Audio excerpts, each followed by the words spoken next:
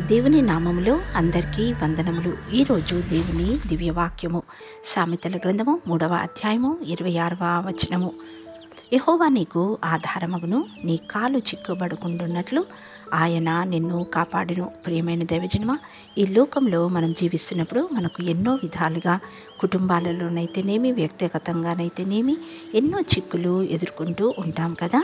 యవ్వనస్తులు తమ యవ్వనేచ్ఛలతో పోరాడుతూ ఉంటారు. ఈ లోక మాలిన్యం అంటకుండా పోరాడుతుంటారు కదా. వారి పోరాటంలో విశ్వాసుల కాళ్ళు చిక్కుబడకుండా ఉండునట్లు ఆ మహోన్నతుడు కాపాడుతాడు. ఎందుకంటే వారి దేవుడైన యెహోవాయే వారికి ఆధారంగా ఉంటాడు. ఆపత్కాలములలో నిన్ను రక్షించు దేవుడై ఉన్నాడు. జీవము గల దేవుడు ఈ దిన వాగ్దానమును మనందరి ఎడల నెరవేర్చునుగాక. ఆమెన్.